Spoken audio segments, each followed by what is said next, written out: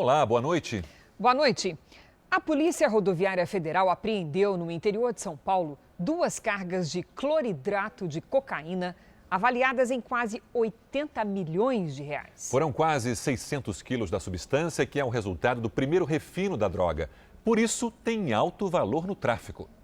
A droga estava armazenada em caixas no porta-malas deste carro. A apreensão foi durante uma fiscalização de rotina da Polícia Rodoviária Federal na rodovia Presidente Dutra, em Arujá, no interior de São Paulo. O motorista de 24 anos foi preso. A carga seria levada para o Rio de Janeiro. O homem preso não tinha passagem pela polícia e receberia 15 mil reais pelo transporte. O cloridrato de cocaína é a droga em um dos estados mais puros e com alto valor no mercado do tráfico. Ele tem um alto grau de pureza e ele vai ser misturado com diversos outros tipos de substâncias para ser comercializado nas ruas. Substâncias que causam muito mais que dependência química e colocam em risco a vida dos usuários. Até chegar às ruas, o cloridrato de cocaína é misturado com talco, anfetaminas, anestésicos de uso veterinário e óxido de cálcio, a conhecida cal, usada na construção civil, em argamassas e pintura. E como se tudo não bastasse, até pó de vidro é encontrado na cocaína comercializada, segundo os especialistas. Todas essas impurezas ou esses vapores tóxicos vão para o pulmão, vão para as mucosas, e indo para o pulmão chega ao cérebro, chega ao sistema nervoso, vai ao fígado, que todas essas substâncias são metabolizadas no fígado. A mistura feita pelos traficantes é para aumentar a quantidade do produto e lucrar ainda mais com a venda. A droga foi levada para a delegacia da Polícia Civil de Arujá. Poucas horas depois, outra apreensão do mesmo produto em Lavrinhas, também no interior de São Paulo. Ao todo, foram apreendidos 596 quilos da droga, avaliados em cerca de 80 milhões de reais. E agora há pouco, a Polícia Rodoviária Federal apreendeu mais 600 quilos de cloridrato de cocaína, que estavam em 2 veículos na cidade de Resende, no Rio de Janeiro. Segundo a polícia, os veículos estavam em um mesmo comboio. Veja agora outros destaques do dia. Governo diz que o Renda Cidadã não vai furar o teto de gastos. Presidente Trump deixa o hospital e volta para a Casa Branca. Exclusivo. Empresário denuncia tentativa de extorsão por policiais civis. Na série especial, os entregadores de delivery, um exército de 1 milhão de trabalhadores.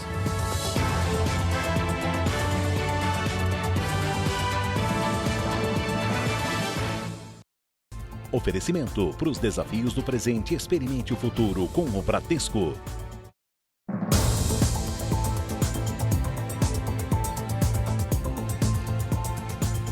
Em menos de 24 horas, 2 policiais foram mortos por criminosos no Rio de Janeiro. Um deles foi assassinado na frente da filha de 2 anos de idade. Só neste ano, 47 agentes de segurança morreram no estado. O policial civil foi morto na porta de casa. Jorge Batista Lira tinha 64 anos e estava com a filha de apenas 2 anos quando foi baleado. A menina, que não ficou ferida, viu o pai ser assassinado pelos criminosos que fugiram. Uma das linhas de investigação é de que o crime tenha sido cometido por vingança.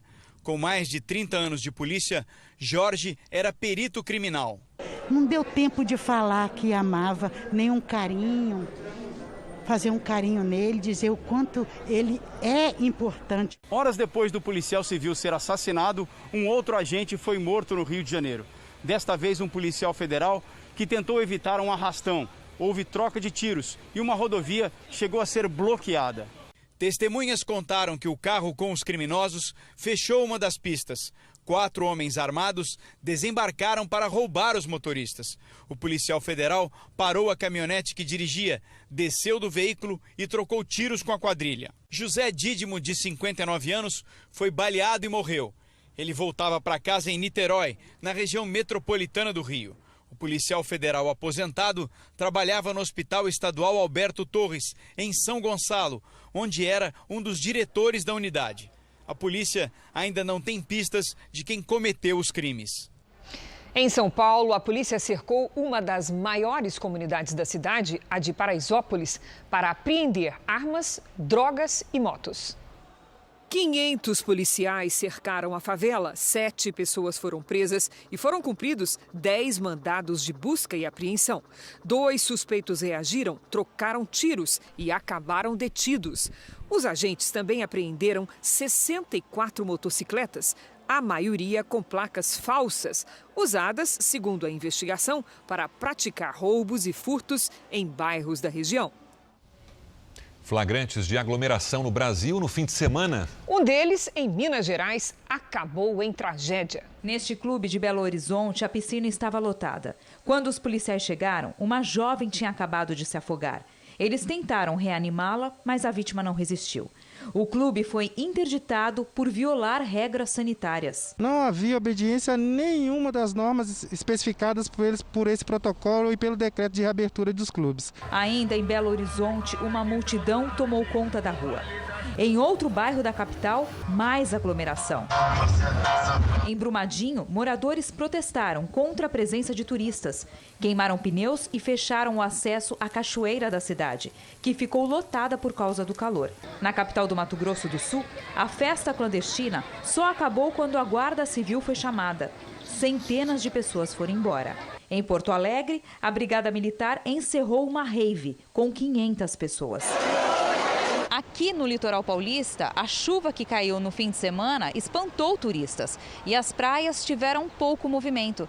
Mesmo assim, houve flagrante de aglomeração, só que no mar. A foto mostra jovens juntos e sem máscara em uma escuna. O morador que fez os registros ficou indignado. Causou indignação porque é uma situação que a gente sabe que o mundo está passando, ainda não tem nada resolvido ainda. E aí, algumas pessoas não estão se importando. Em Santos, passeios de barco estão liberados com apenas 60% da capacidade. Os responsáveis pela escuna afirmam que havia menos da metade da lotação máxima. Segundo a Organização Mundial de Saúde, 1 em cada 10 pessoas em todo o mundo pode ter se infectado com o coronavírus. Essa estimativa leva a um total de doentes e recuperados muito maior do que os números reconhecidos internacionalmente de 35 milhões de contaminados. Vamos aos números de hoje da pandemia de coronavírus no Brasil.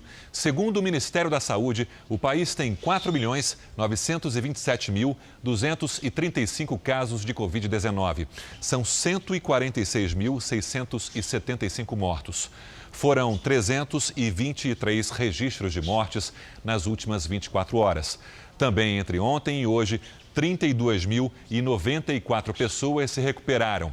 No total, já são 4.295.302 pacientes curados e 485.258 seguem em acompanhamento. Em São Paulo, alunos da rede estadual se preparam para a volta de atividades extracurriculares. Mesmo com todas as medidas de segurança, será que pais e professores concordam com o retorno à escola?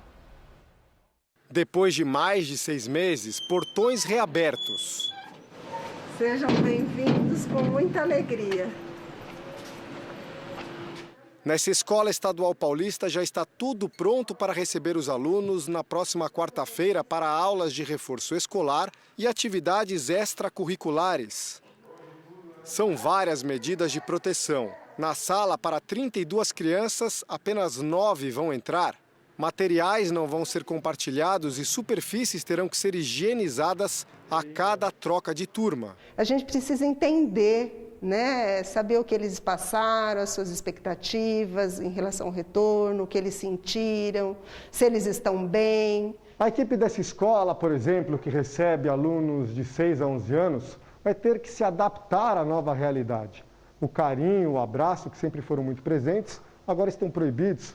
Para compensar, eles prometem muita conversa de forma leve. Os professores também vão ter que tratar de forma diferente situações comuns. Alunos que sentirem dor de cabeça, tiverem febre ou mal-estar, agora vão ter que ser isolados e trazidos para essa sala de acolhimento.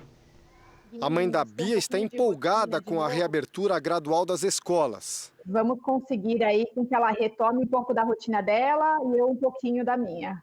Já a mãe do Anthony não pretende mandar o filho tão cedo para a escola. Ele só vai retornar agora após a vacina. Nem que seja a primeira dose, né, que vai vir. Esse impasse entre socializar ou isolar as crianças só aumenta o desafio dos professores. Porque o professor tem que ter uma aula remota preparada para ele e um atendimento especial para os que voltam. Então, não é uma coisa simples e que, se não for bem feito, se não for bem trabalhado, ele pode ser pior do que está. Em Porto Alegre, as aulas já voltaram hoje. Conforme calendário divulgado pela Prefeitura, hoje retornam as turmas de Educação Infantil, terceiro ano do ensino médio, Educação Profissional e Educação de Jovens e Adultos nas redes pública e privada de ensino. Mas a volta às aulas de forma presencial não é obrigatória. Nesta escola comunitária, por exemplo, nem todos vieram. Nós temos 109 crianças matriculadas e hoje retornaram apenas 10. Bem tímido, 10% das crianças. Foram 6 meses sem aulas presenciais. Agora, com autorização do governo gaúcho, as instituições podem voltar, se seguirem uma série de protocolos sanitários, como não exceder 15 alunos por turma e máscara obrigatória para alunos a partir dos 12 anos e para os funcionários. Já o transporte escolar pode ser utilizado, desde que limitado a 50% da capacidade do veículo. Todas as pessoas que acessam o espaço da escola, a gente verifica a temperatura. A Secretaria da Educação de Porto Alegre ainda não tem um levantamento a respeito de quantas instituições funcionaram hoje, mas admite que houve problemas. Há coordenadores de colégios públicos que afirmam precisar de mais tempo para adequar os locais ou conseguir comprar os itens de higiene necessários para o retorno seguro. Nas escolas privadas, a escolha é da direção. A BCG, a vacina que combate a tuberculose, começa a ser testada contra o coronavírus no Brasil. Quem tem as informações é Pedro Paulo Filho. Boa noite, Pedro Paulo. Quem está à frente dessa iniciativa?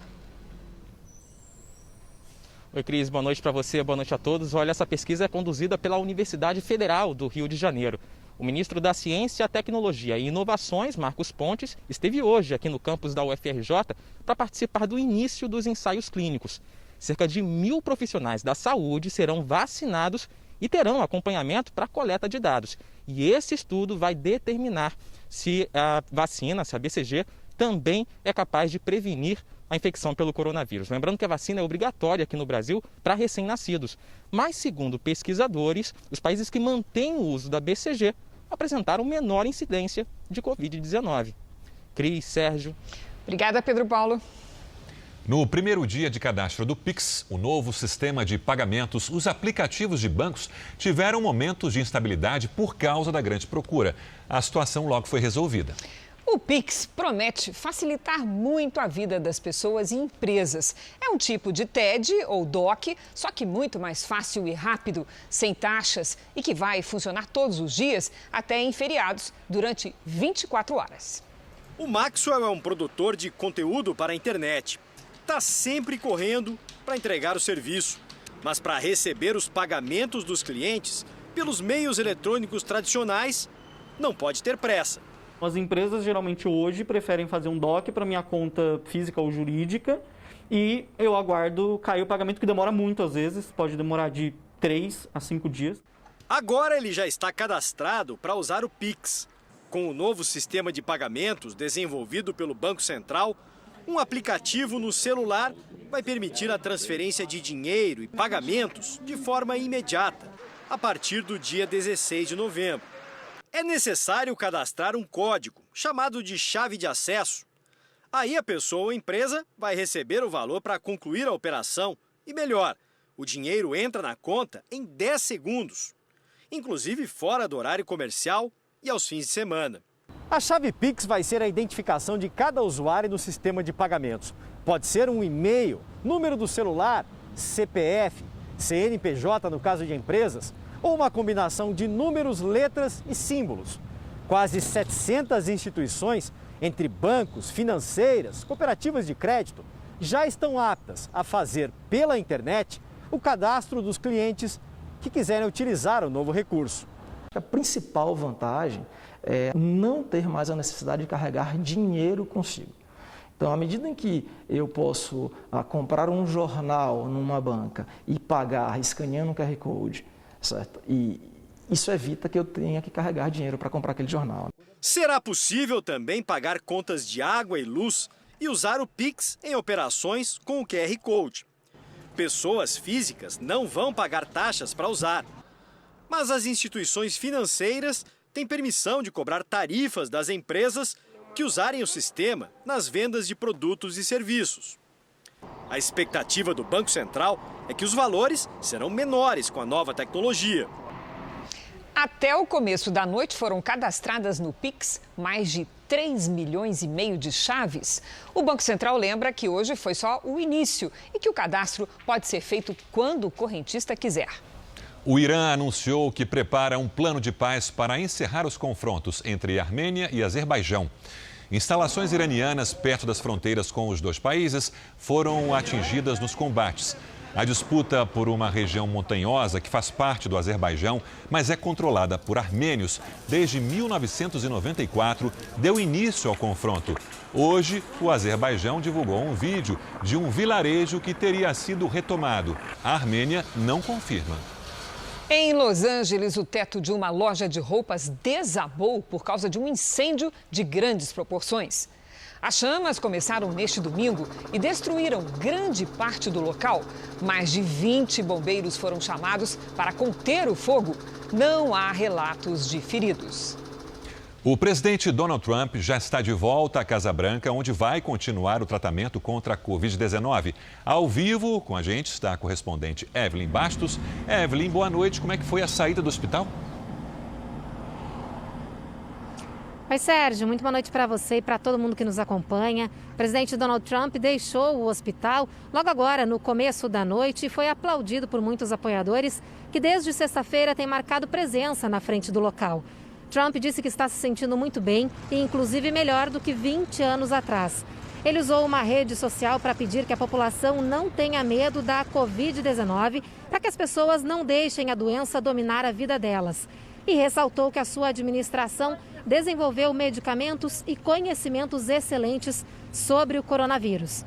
Hoje, os médicos do presidente deram uma nova coletiva de imprensa e disseram que o presidente não está ainda 100%, mas que ele vai ser monitorado 24 horas por dia lá na Casa Branca, como a gente vê agora na reportagem.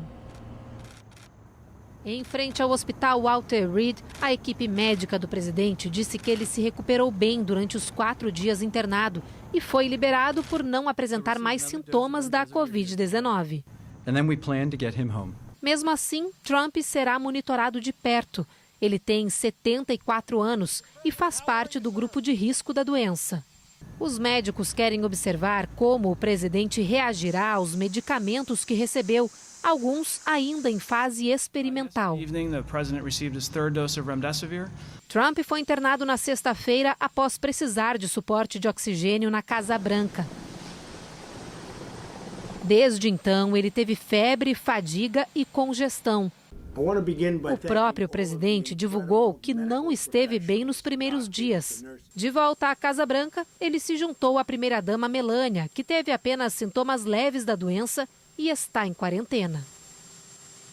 Agora as autoridades estão preocupadas com o foco de Covid-19 dentro da Casa Branca e trabalham com especialistas em doenças infecciosas para manter tudo seguro para o presidente e para os funcionários. Desde sexta-feira, mais de 10 pessoas ligadas a Trump já testaram positivo para a doença.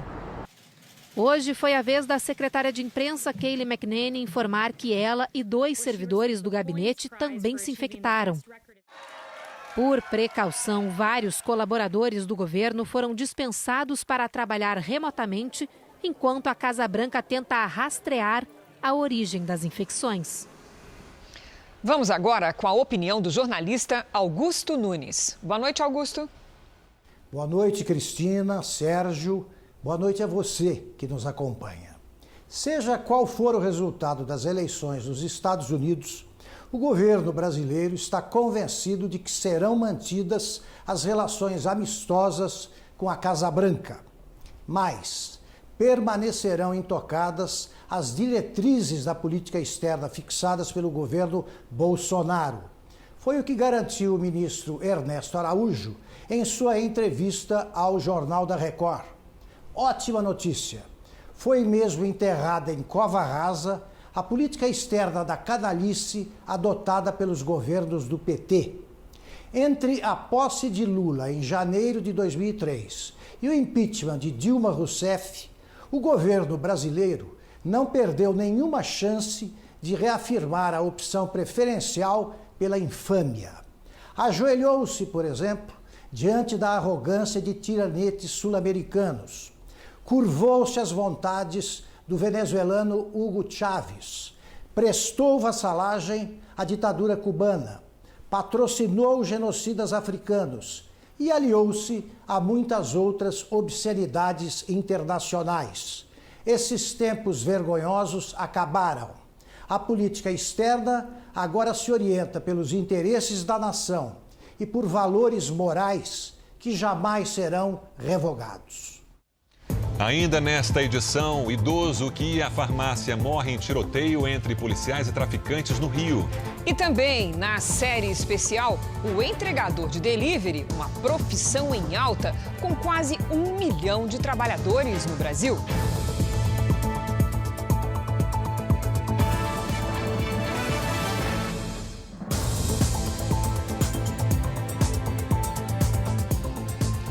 O dia de hoje em Brasília foi de tentar reduzir os atritos no governo e encontrar fontes para financiamento do programa social que deve substituir o Bolsa Família. Os encontros começaram cedo e só terminam no fim da noite.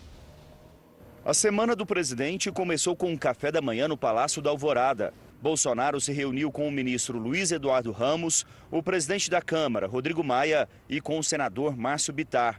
O ministro do Desenvolvimento Regional, Rogério Marinho, também esteve logo cedo com Bolsonaro. Com quem eu tomei café agora, quem sabe? Rodrigo Maia. Cadê? Tô errado? Não. Quem é que faz a pauta na Câmara? Então hoje não digo, talvez amanhã eu vou sancionar com ele e com o Alcolumbre a mudança no Código de Trânsito, que aumentou a validade da carteira de motorista para 10 anos e passou de 20 para 40 pontos para pegar a carteira. Um dos assuntos em discussão foi o orçamento do ano que vem e a fonte de recursos para o Renda Cidadã, programa social que o governo espera criar para substituir o Bolsa Família. Logo depois do café da manhã, o senador Márcio Bittar, que na quarta-feira deve apresentar a proposta de criação do programa, foi até o Ministério da Economia.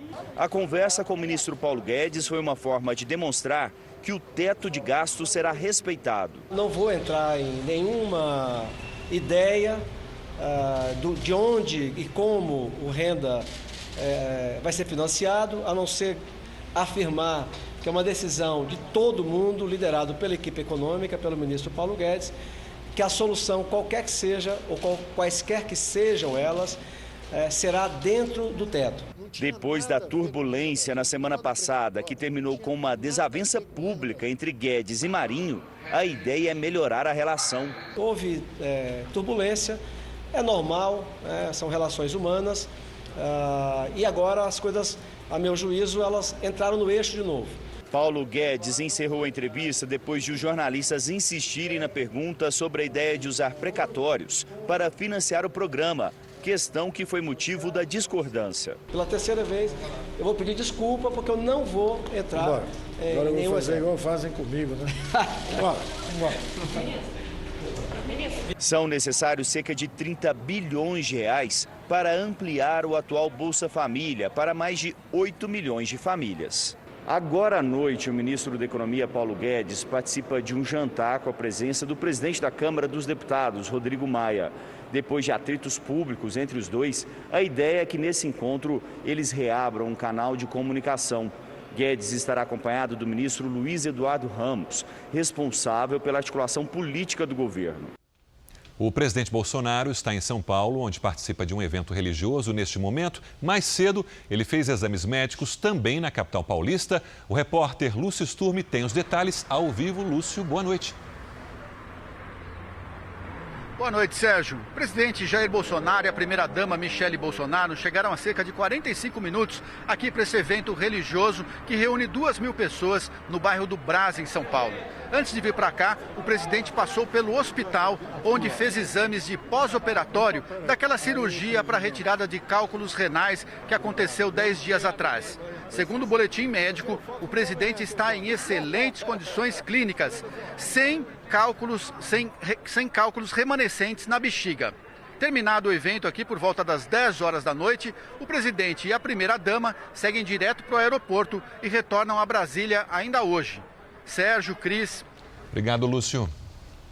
O desembargador Cássio Nunes, indicado pelo presidente Bolsonaro para uma vaga no STF, só deve ser sabatinado no Senado depois que o ministro Celso de Mello oficializar a aposentadoria.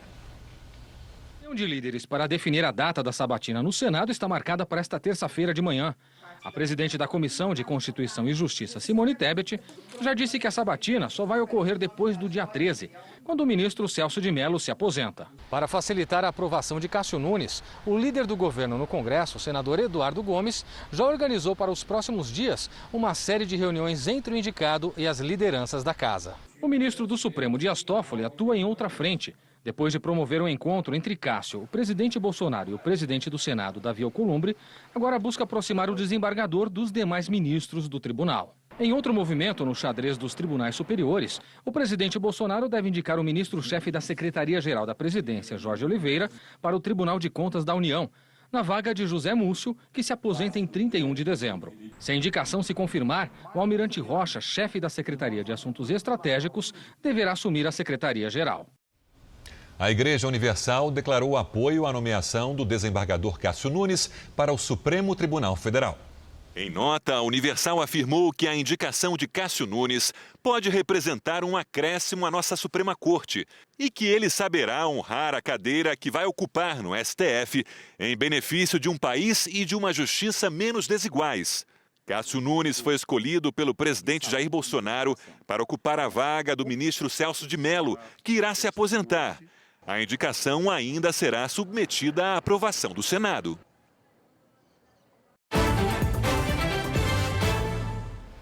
A oferta de investimentos no Brasil tem crescido nos últimos anos e, além dos bancos, há também as financeiras e corretoras. Está conosco a Patrícia Lages. Boa noite, Patrícia. Para quem vai investir, quais são as principais diferenças entre essas instituições? Boa noite, Cris, e boa noite para você de casa. Olha, existem alguns pontos básicos que o investidor deve avaliar. Os bancos são as instituições financeiras mais conhecidas e mais sólidas em todo o mundo e oferecem títulos próprios. Fazendo uma analogia aí com o mercado, os bancos fabricam, ou seja, eles emitem os próprios investimentos que vendem.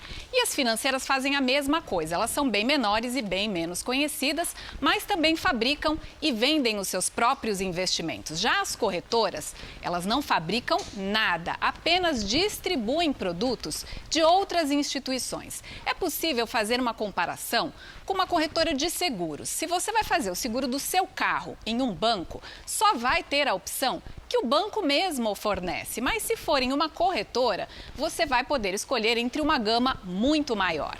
Os bancos grandes, Patrícia, é natural, oferecem mais segurança. E as corretoras, para concorrer, oferecem mais rentabilidade. O que deve pesar mais na hora da escolha?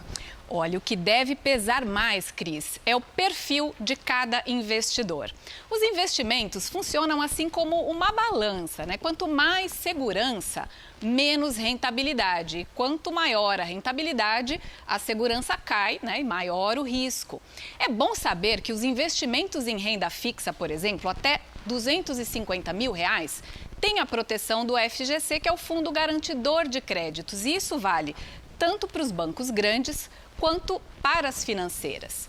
Então, o investidor deve ficar de olho aí em todas as opções para não perder boas oportunidades. Cris. Obrigada, Patrícia.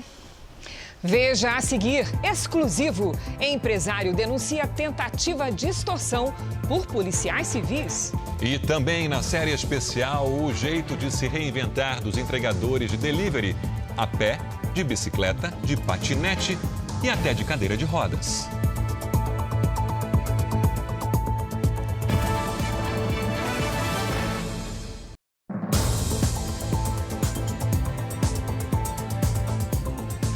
Supremo Tribunal Federal vai julgar nesta quinta-feira o recurso da Advocacia Geral da União que pede que o presidente Bolsonaro deponha por escrito no inquérito da suposta interferência na Polícia Federal.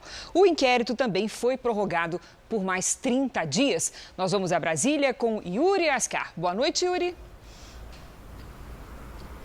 Boa noite, Cris. É a terceira prorrogação das investigações baseadas nas declarações do ex-ministro da Justiça, Sérgio Moro.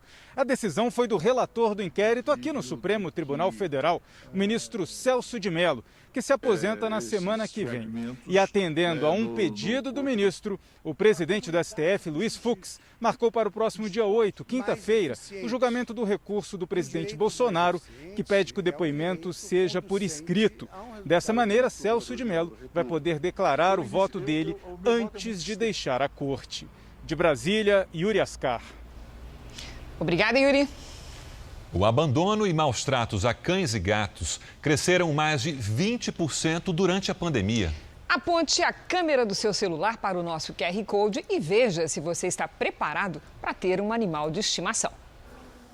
Esse cãozinho idoso e já cego deveria estar sob os cuidados do dono, mas há 3 semanas ele foi abandonado. Durante a noite, um homem de motocicleta deixou o cachorro no quintal de uma ONG protetora de animais. Neste outro vídeo, uma mulher coloca um filhote na casa de um vizinho. Outros levam os animais no carro para deixar mais longe. Esse cachorro correu atrás do veículo após ser abandonado. Ele foi resgatado, cuidado e em breve estará disponível para adoção. Já o dono deverá responder por maus tratos. Conseguiram pegar a placa do carro, foi feito um boletim de ocorrência e ele vai responder criminalmente. Juliana conta que casos como esse se tornaram cada vez mais frequentes. Eu recebo, em média, uns 200 WhatsApps por dia, pedindo para resgatar pessoas que não têm os animais e não querem mais ficar, não podem mais ficar. E o abandono cresceu demais. Só esta ONG registrou que o número de abandonos triplicou durante a pandemia.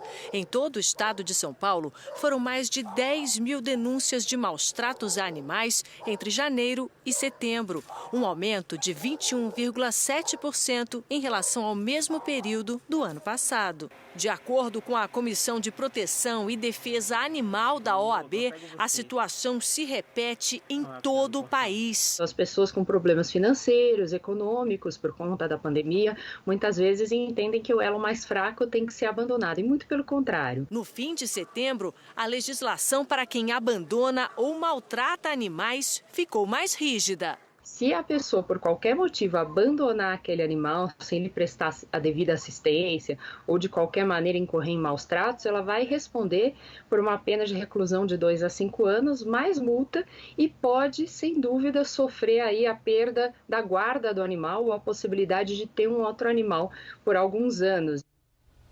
Policiais civis tentaram extorquir R$650 mil de um empresário durante uma operação em Mogi das Cruzes, na Grande São Paulo. O empresário não era alvo da busca e apreensão. Mesmo assim, foi ameaçado e permaneceu na viatura por 12 horas.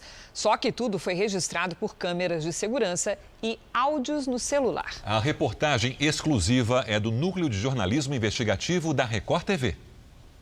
Há mais de um mês, este empresário é ameaçado. Hoje eu tenho medo de sofrer um atentado, de sofrer uma emboscada deles mesmos. Ao menos 3 policiais civis desta delegacia em São Paulo estariam por trás de uma tentativa de extorsão de R$650 mil. Tudo começou no dia 24 de agosto em Mogi das Cruzes, na Grande São Paulo. Eu fui até uma clínica de pré-natal buscar um exame. Um pedido de exame, quando eu fui abordado por 4 pessoas que identificaram como polícia, procurando a pessoa de Alex. Eu me identifiquei, falei que aquela pessoa não era Alex, dei minha habilitação de imediato para eles. Os policiais cumpriam um mandado de busca e apreensão que investigava crimes envolvendo cartões de crédito. A operação não tinha nenhuma ligação com o empresário ameaçado. Um olhou para o outro, e balançou a cabeça que eu não era o Alex ali. Eu perguntei o que seria e todo momento ele falando que a casa tinha caído e que eles não iam sair de São Paulo para vir até onde que eu moro à toa. O mandato estava para um local onde que eu não tenho nada, não tenho imóvel, não tenho comércio, nada naquele local. Mesmo sabendo que o empresário não era quem eles procuravam, os policiais o colocaram na viatura e foram até a casa dele. Essa câmera de segurança registra a chegada do carro da Polícia Civil. O prefixo da viatura aparece nas imagens. Primeiro desce o investigador Marcos Antônio Ferreira. Logo depois, o empresário sai do veículo. Nós vamos preservar a identidade dele. Na frente do portão está o investigador Adriano Gomes de Oliveira. Quem dirige a viatura é o investigador Marcelo Alegria Zequinelli. Ele está com uma mochila e pula o muro da casa do empresário que está sem as chaves. Os investigadores foram reconhecidos pelo empresário na Corregedoria da Polícia Civil. Fizeram todo tipo de revista na minha casa, não acharam nada, entendeu? Começaram a ligar para minha gerente para aumentar o limite de transferência da minha conta. Eu tinha 4.800 em dinheiro no bolso, que era justamente eu pagar o aluguel, entendeu? Da minha clínica. E eles pegaram meus cartões. Meu cartão tem meu nome, tem minha agência, tem conta, entendeu? Foram quase 2 horas na casa. De lá, eles foram para a delegacia. No caminho, pararam num posto de combustíveis. O empresário teria pago para encher o tanque da viatura. As imagens flagraram os investigadores entrando no carro da polícia. A pressão psicológica é muito grande, entendeu? Muito grande.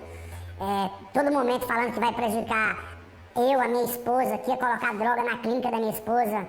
Na delegacia, o empresário disse que foi obrigado a ficar do lado de fora. O advogado dele foi chamado. O que é que vocês têm dele? Fizeram a busca? Foi encontrado o quê? Não, nada, tem uns cartões de crédito. Eu falei, esses cartões de crédito são o nome de quem? Aí ele falou o nome A. Eu falei, então, mas esse é o nome do meu cliente. Mesmo sem provas de crime algum, o advogado aceitou pagar R$31 mil para soltar o cliente, como dá para ver neste recibo. O empresário ficou 12 horas com os policiais. Deixando bem claro que assim, ele não queria pagar porque ele não deve, tá? Desde o princípio, o que ele fez ali foi assim, inexigibilidade de conduta diversa. Ele tinha que sair dali. Parte dos R$650 mil que teriam sido exigidos seria paga no outro dia. Foi neste momento, no pátio da delegacia, que o advogado começou a gravar escondido as conversas. Doutor, tá na sua responsa. Eu não tenho intenção nenhuma, minha intenção é chegar amanhã e resolver a parada e vocês deixarem trabalhar para fazer o que eu falei pra vocês, pai, entendeu? Estava fazendo aquela manipulação, aquele jogo de xadrez, pra gente chegar onde a gente queria. Para ganhar tempo, o empresário e o advogado denunciaram a extorsão. Procuraram a Corregedoria da Polícia Civil, que deu início à investigação. O Ministério Público de São Paulo também foi acionado. E para que o empresário não fosse preso com uma falsa acusação, a defesa dele entrou na justiça com um pedido de habeas corpus preventivo. Sem saber de nada, os policiais teriam seguido com as exigências para pegar o dinheiro. Era 150 mais para inteirar 500. Então, se os caras querem juntar, pode juntar. Só que tem que tirar a nossa mão o combinado, que foi 650 mil.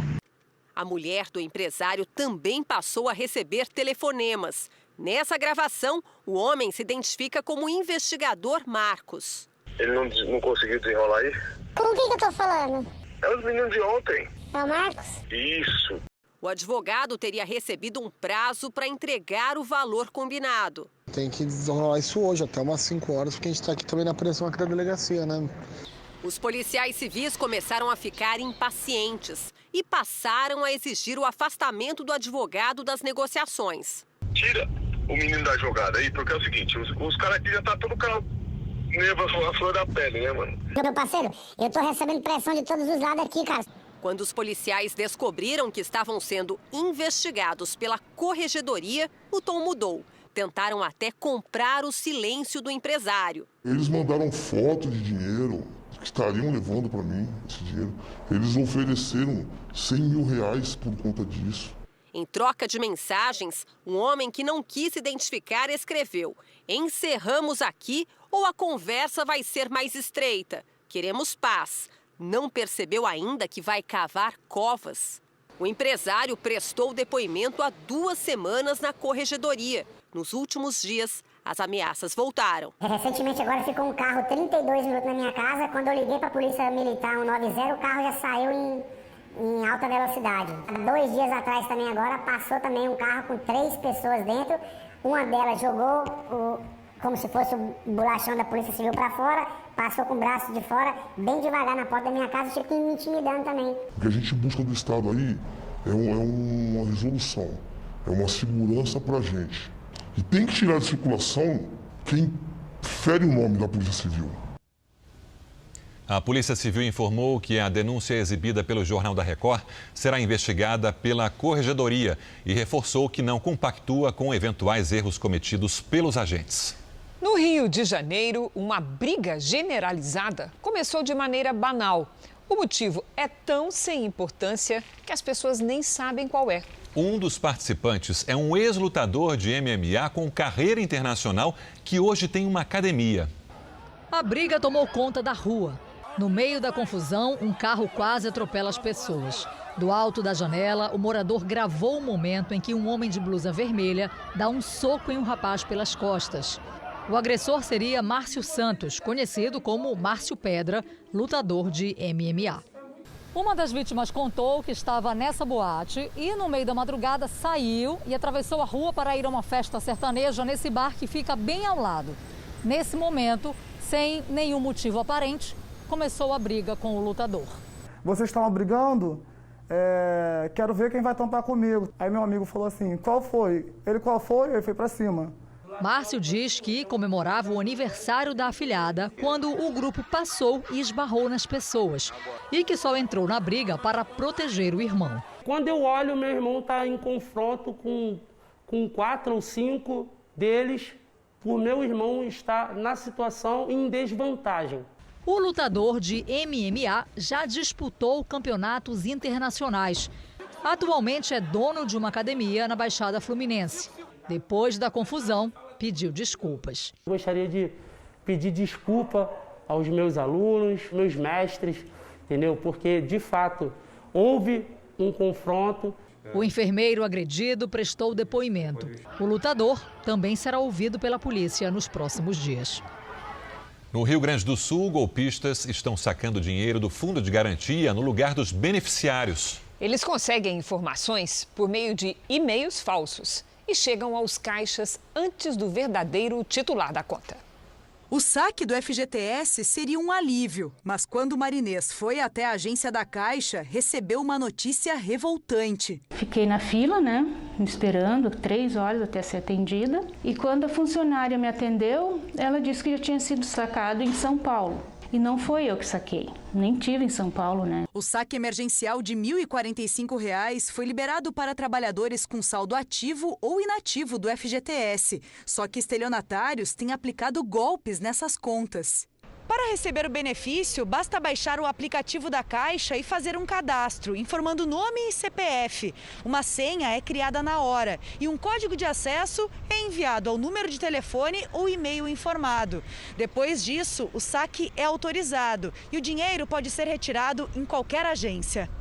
Segundo especialistas, como o programa não solicita a confirmação da identidade, os golpistas sacam ou transferem o dinheiro com facilidade. Basicamente, você com o CPF da pessoa, você criando ali um e-mail falso, você consegue ter acesso aos dados. É possível já acabar utilizando o dinheiro, acabar furtando o dinheiro ali da pessoa. A Caixa Econômica Federal informou que monitora os casos suspeitos e bloqueia contas com indícios de fraude. As vítimas precisam procurar uma agência e informar o ocorrido. Se o saque fraudulento for comprovado, o dinheiro é devolvido. A Caixa ainda recomenda que os trabalhadores utilizem apenas os canais oficiais do banco. Um alerta para as pessoas que têm o FGTS para receber e não foram ver. Tanta gente que está necessitado desse dinheiro, Dona Marinês Pereira foi orientada a fazer um boletim de ocorrência e encaminhar para a Caixa. Se comprovada a fraude, ela terá o dinheiro de volta. Um idoso que ia à farmácia morreu durante um tiroteio entre policiais e traficantes numa comunidade no Rio de Janeiro. Barricadas fecharam os acessos à Vila Aliança, na zona oeste do Rio, para dificultar a circulação dos policiais. Foram usados caminhões, ônibus e obstáculos de entulhos e vergalhões. A polícia foi recebida a tiros na chegada à comunidade. Um dos blindados empurrou um dos veículos que serviam de barreira. Os passageiros desse ônibus tiveram que ficar no chão para se proteger. A tensão durou toda a manhã. Um suspeito de pertencer ao tráfico de drogas morreu no confronto. E um morador foi baleado quando atravessava a rua em direção a uma farmácia. O eletricista Jorge Fernandes tinha 61 anos. Ele ainda foi levado ao hospital, mas não resistiu ao ferimento. A ação foi comandada pela Coordenadoria de Recursos Especiais, a tropa de elite da Polícia Civil, e tinha o objetivo de cumprir mandados de prisão contra traficantes de drogas ligados a uma facção criminosa de São Paulo. Segundo as investigações, além de usar cidades do sul fluminense como base, a quadrilha também tinha ramificações em comunidades cariocas da Zona Oeste. Há menos de 2 semanas, os policiais descobriram uma refinaria de drogas explorada pela quadrilha no município de Volta Redonda, no sul do estado. Hoje, policiais prenderam um suspeito e também apreenderam armas, munição e radiocomunicadores usados pelo tráfico. A temperatura amena em algumas áreas do Sudeste no fim de semana deu lugar a uma segunda-feira bem quente. Assunto para a nossa Lidiane Sayuri. Boa noite, Lid. Vem mais calorão por aí? Vem sim, Cris. Boa noite para você, para todo mundo que nos acompanha. Mas desta vez o tempo não vai ficar tão seco, igual semana passada. Pode chover em São Paulo, no Paraná e em Mato Grosso do Sul. Uma frente fria e uma circulação de ventos agem sobre o sudeste do Brasil. Já no Rio Grande do Sul, em Santa Catarina e no interior paulista até o Ceará, pouca chance para chuva. No centro-oeste, o alerta para queimadas continua nesta semana, principalmente em Goiás e em Mato Grosso. Do oeste mato-grossense até o Amapá e também no litoral leste do Nordeste, pancadas rápidas e muito calor. Em Curitiba, máxima amanhã de 34 graus. No Rio de Janeiro faz 38. Em Cuiabá, 42. No Recife, 28 e até 35 em Porto Velho. Em Porto Alegre, temperatura mais baixa, máxima de 22 graus. A gente vai ver ainda aqui na tabela de temperaturas. Em Natal faz 29 e em Brasília, olha só, até 34. Em São Paulo, máxima de 37 graus amanhã. E a chance de chuva isolada todos os dias com ventania e granizo. Até domingo, a Defesa Civil do Estado alerta para temperaturas entre 30 e 39 graus nas áreas em laranja e até ou mais de 40 em toda a área vermelha. Muito quente, Cris. Puxa vida, obrigada, Lidy. Até amanhã.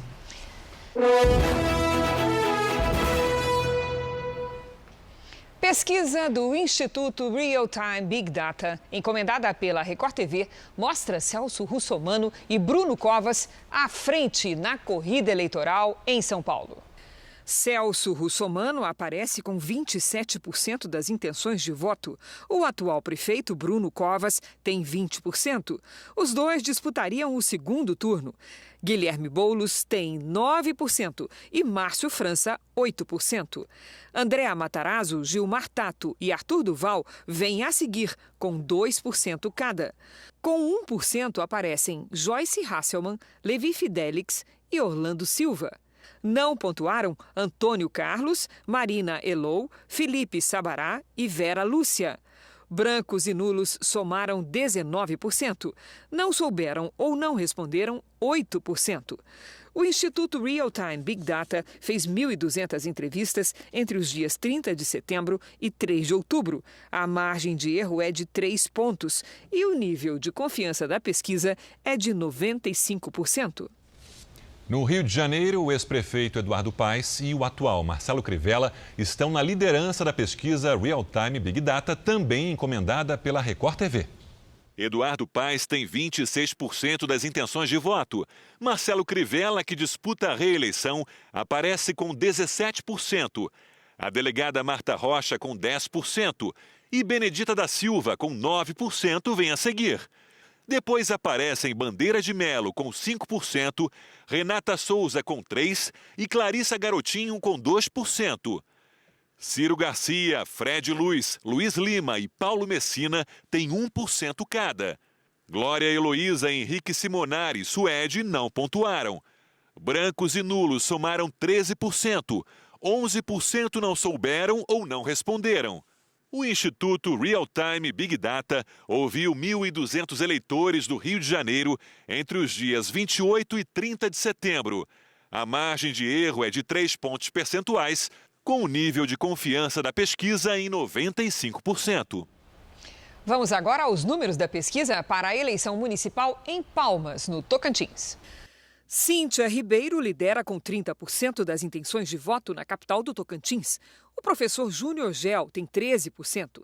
Eli Borges aparece com 9% e Wanda Monteiro com 8%. Marcelo Leles e Tiago Amastandrino têm 6% cada. Barizon, 4% e Alain Barbiero, com 2%, aparecem a seguir. Max Dornelles, Vilela do PT e Dr. Joaquim Rocha estão com 1%. Professor Basoli não pontuou. Brancos e nulos somaram 10%, 9% não sabem ou não responderam.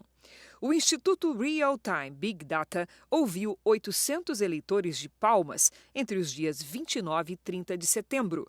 A margem de erro é de 4 pontos e o nível de confiança da pesquisa é de 95%. Subiu para 9 o número de mortos pela tempestade Alex, que atingiu a França e a Itália no fim de semana.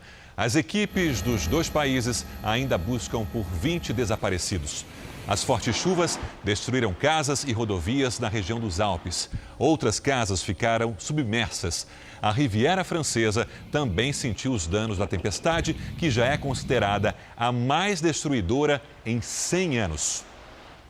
A China chegou à marca de 50 dias sem nenhuma nova contaminação local de coronavírus. Da Ásia, quem tem os detalhes é a nossa correspondente Silvia Kikuchi. Silvia, bom dia. Boa noite, Sérgio. Boa noite, Cris. Boa noite a todos. Os dados são do último balanço do governo chinês, que diz que houve 20 novos casos em 24 horas, mas todos de pessoas que chegaram do exterior. Os chineses têm lotado aeroportos, estações de trem e outros meios de transporte para viagens de longa distância em comemoração a um feriado nacional de uma semana. Muitas pessoas temem que as aglomerações possam provocar um novo surto da doença. O feriado termina na quarta-feira. Sérgio, Cris. Obrigado, Silvia. 3 virologistas ganharam o Prêmio Nobel de Medicina por descobrirem o vírus da hepatite C, doença considerada um problema mundial. Os americanos Harvey Alter e Charles Rice e o britânico Michael Houghton descobriram o vírus há mais de 30 anos. Segundo a Academia Sueca, é preciso tempo para se comprovar a importância de uma descoberta. Essa, por exemplo, ajudou a salvar milhões de vidas. Hoje, a hepatite C é diagnosticada por exames de sangue e tratada com medicamentos. Cada um vai ganhar o prêmio equivalente a R$2.100.000. 2020 tem sido um desafio, hein, Cris? Agora, se tem um setor que não viu crise e nem parou um minuto sequer, foi o dos aplicativos de delivery. O número de entregadores disparou. Eles saem às ruas de moto, de bicicleta, a pé, como você vê agora na nossa série especial.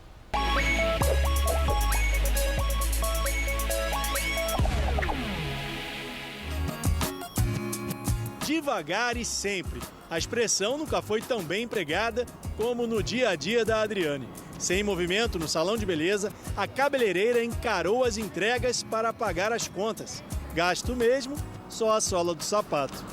Foi a minha única opção, né? Porque como eu não tenho condições de estar comprando uma bicicleta ou qualquer outro tipo de transporte, eu resolvi não reclamar e fazer acontecer. Fácil não é, né? Mas para a gente ver as coisas acontecer, a gente tem que dar o primeiro passo. E eu não dou só um, eu dou vários. Pablo adaptou o meio de transporte. A bicicleta motorizada aumentou a velocidade das entregas e o rendimento. O lucro já ajuda no aluguel. tivemos que nos reinventar. E o que acontece? Como nós não tínhamos bicicleta, eu tive que pegar a do meu filho, o Aro 20, que é a bicicleta infantil pequena. Trabalhei cerca de 15 a 20 dias nela, consegui o dinheiro, uma parte para comprar uma maior, comprei uma Aro 29 e após mais ou menos uns 2 meses, aí eu consegui comprar essa motorizada. Adriano gasta mais e cansa menos. Preferiu alugar um patinete no lugar de uma bicicleta. Prefiro o patinete para não ter esse esgotamento corporal, para não cansar tanto. Tiago fez um caminho diferente. Sempre carregou o peso de trabalhar muito e ganhar pouco. Como catador, puxava 140 quilos de material reciclado por dia nesse carrinho. Mas aí veio a pandemia da Covid-19 e o catador virou entregador. Mudou a atividade, o rendimento e a rotina. O que melhorou? A saúde, eu carrego menos peso e sobra um pouco mais de dinheiro no final do mês.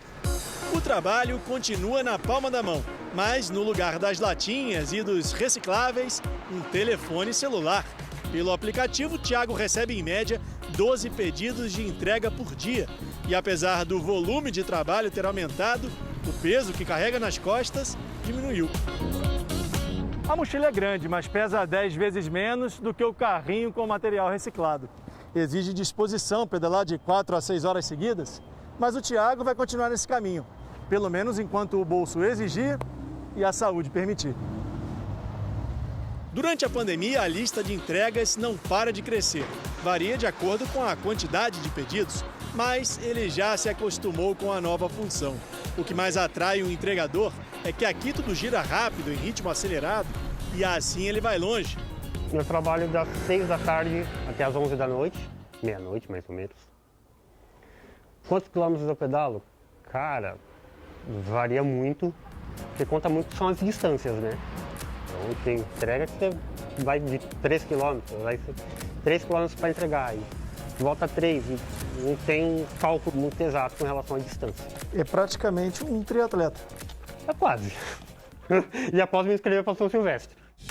Uma pesquisa da Unicamp com o Ministério Público do Trabalho e a Universidade Federal do Paraná mostra o tempo de trabalho dos entregadores durante a pandemia da Covid-19. Uma dedicação enorme. 38% deles disseram trabalhar até 9 horas por dia. 62% acima disso. As empresas tiveram que mudar os serviços para atender o aumento da demanda de pedidos pela internet. Se a pandemia obrigou as empresas a se adaptarem a essa nova realidade, a atividade de entregador também precisou superar desafios, que muitas vezes vão além da quantidade de entregas. O que dizer de um cadeirante entregador? Aonde o Juliano chega, ele chama atenção.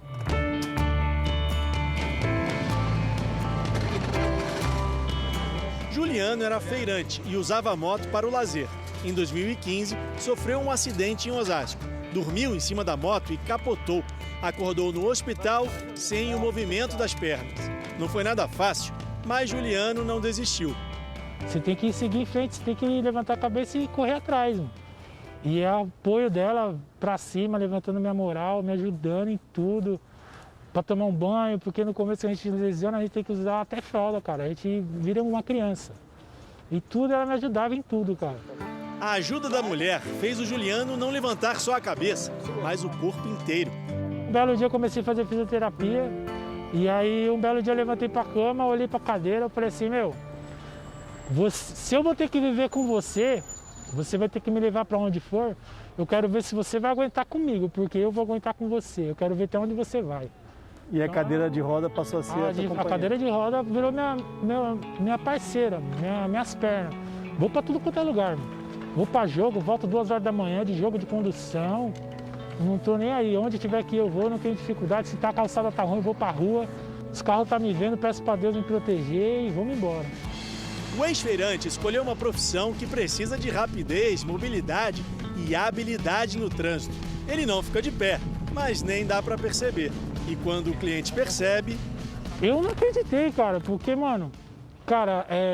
é difícil ganhar dinheiro. Mano, você tem que ralar. E pra você ganhar 50 contas, assim, às vezes você pensa que a pessoa deu dinheiro errado, a pessoa puxou dinheiro errado. Não, o cara me deu 50 contas. Voltei pra casa anestesiado, eu ficava gritando, dando risada na UPA. Eu disse, mano, esse coito tá cor de caixinha, cara.